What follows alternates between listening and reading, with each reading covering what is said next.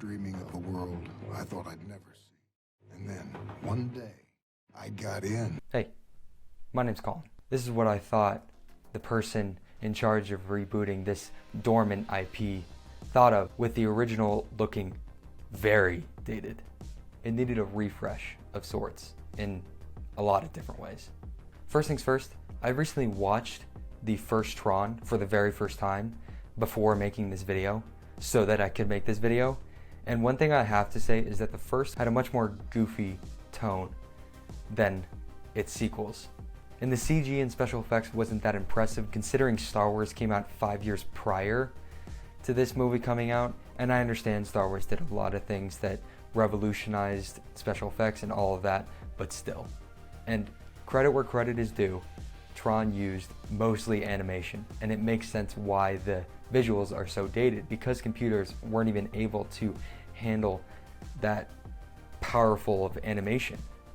In today's world, you would expect this to be footage of like early pre-production stuff from an animated movie or an early game demo type thing, like the early Skate 4 footage, which is going to be a free-to-play garbage piece of shit. It sucks ass.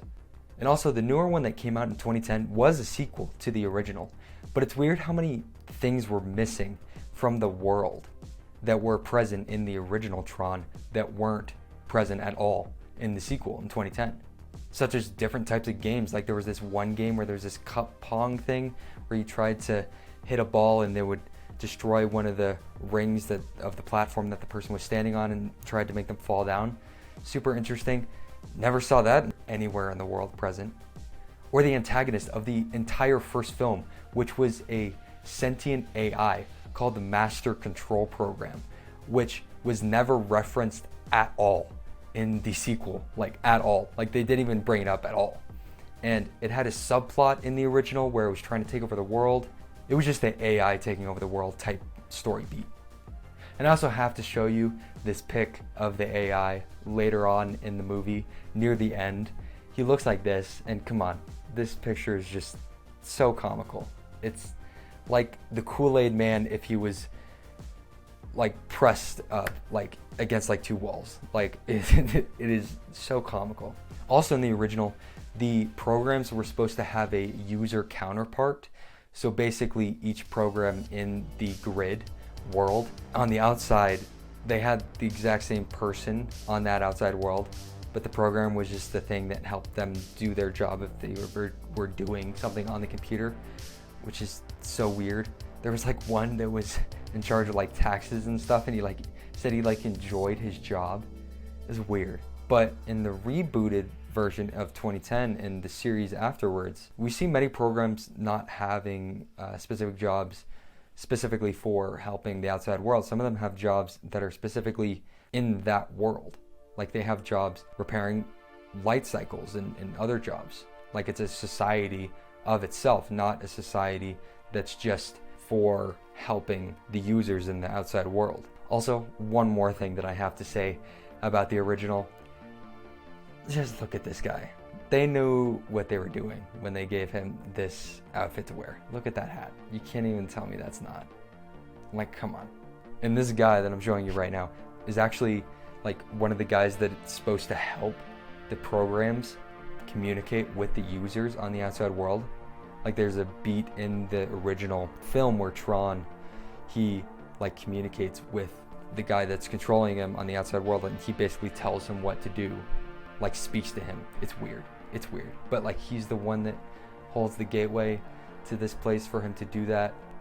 And the original was really all about just a game programmer that got his work stolen and him just trying to redeem himself and trying to prove that he was the creator of these games and just try and get his revenge on the person that backstabbed him. And it's mostly grounded in that story, and he gets just caught up with this master program AI and gets into this sci-fi world, and it's kind of like a side story that doesn't really relate to the overall him just trying to redeem himself.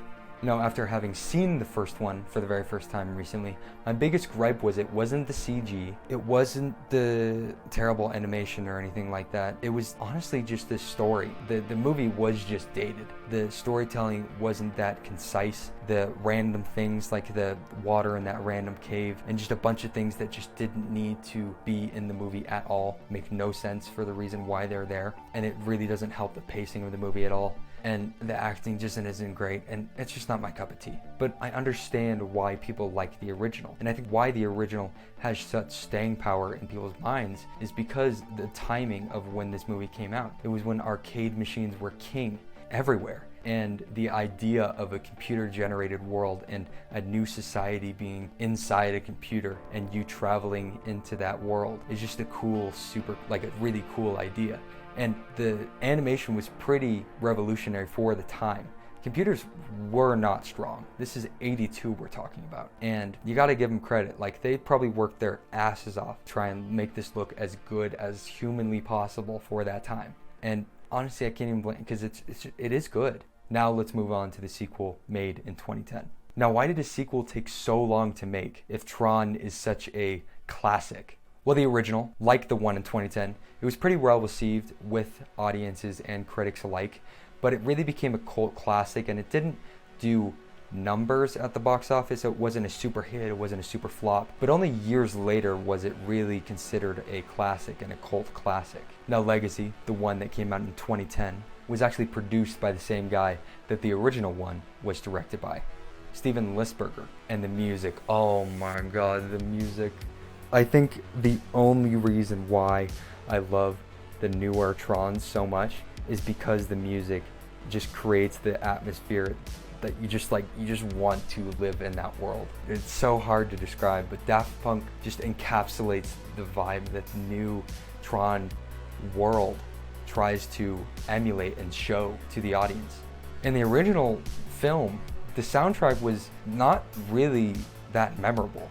Honestly, it was super basic. It was a super basic film music that was just in the background, and you didn't really know it was there, which is kind of what music is supposed to do. You don't really want to notice the music and it's there, but sometimes music can help to create a better scene in a movie. Like, for example, like any Christopher Nolan movie, the music creates the tension and whatever is happening in the scene that much more important to you, because you start to become invested in the music, and so you become invested what's actually happening on the screen as well. And also, while I am writing this script, I'm actually listening to the soundtrack, and man, it just does not hit. It's so fucking good. Now, like I said before, the first one was more lighthearted. So if the first Tron was more like Batman and Robin, the newer Tron Legacy that came out in 2010 was like The Dark Knight, grittier and way more serious. It deals with more existential topics, and there's a lot of things that you can relate it back to, like things like Buddhism and Christianity and all of those, but it deals with the existential thought of dealing with being a program or being a user or being an ISO, which are these beings that just show up in this world that Flynn didn't even create. They just kind of show up, I guess. They're just there. And this tonal shift was probably pretty jarring for people that were fans of the original. But I have to say, the visuals in the 2010 version are actually quite impressive, even 12 years later now. They still hold up, besides the facial animation stuff. That stuff still looks a little janky, but that stuff still looks janky to this day in some movies.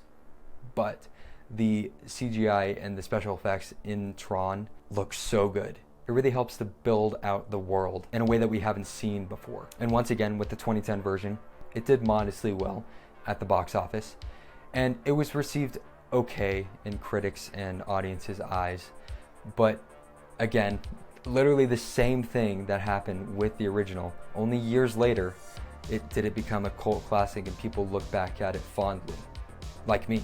And every few months, I get the want to watch Tron Legacy. And there was a time where before Disney Plus, it wasn't like on any streaming platforms, and I got so desperate to watch it one time, I literally own this movie on YouTube Movies. This is the only movie that I own on YouTube. And I'm not saying the 2010 version is a masterpiece. I probably wouldn't even put it on my top 10 movies of all time. but it is just a really cool cinematic movie with a fantastic soundtrack to back up the cool visuals that are happening on screen. The second deals with Flynn's son years later after Flynn disappeared mysteriously, and somehow Flynn's son makes it into the grid and finds out that his dad had been trapped in there for so long, and he also has to fight his evil twin Clue in there and tries to escape, as well as trying to stop Clue from taking over the world and traveling into the real world. The whole thing. By the way, Clue in the original, he dies like within the first 10 minutes of the original film, and we never see him again or never hear from him again. He's basically, Flynn is the user and then Clue is his program. Like Clue is Flynn's program. And I get like there's some things in the newer one where they explain why Clue is there, like it's a different Clue, but it's not. I don't know. But this plot is so much messier, trying to paraphrase it into one paragraph, and it just shows how messy of a plot it actually is. But also the first one was pretty messy because it doesn't make any sense why he just gets randomly sucked into this sci-fi world. It makes sense, but it doesn't make sense at all.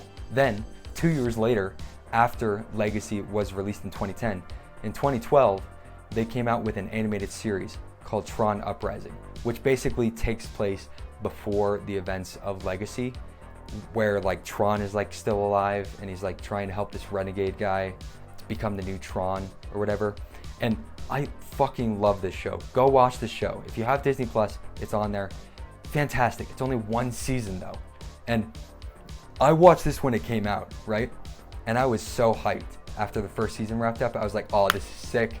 I love this. I'm so excited to see where this goes. And they basically canned the entire Tron franchise pretty much then and there.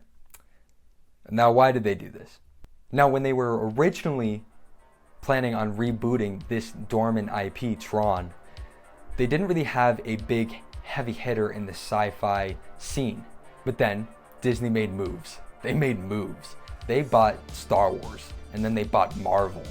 And then in 2012, when the series came out, that was when the first major Avengers film came out. And that's when the MCU really started picking up steam in the public space. Like everyone started to get really invested in the MCU.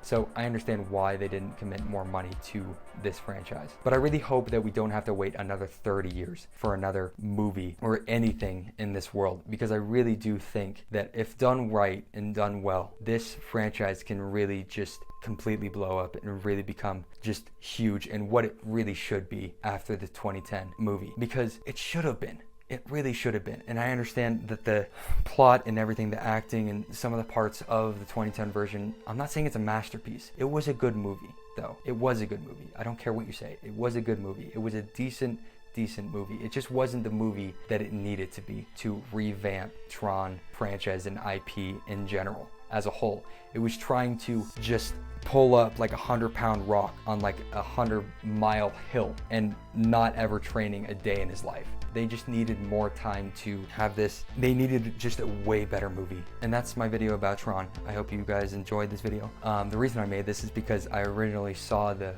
original Tron on Disney Plus when scrolling randomly. And I was like, oh, I haven't seen that. I'll watch it. And it was just so jarring at how many differences there were between the 2010 version and that version. And it was just super interesting to delve into a lot of this. Thank you for watching. I will see you on the next one. See ya.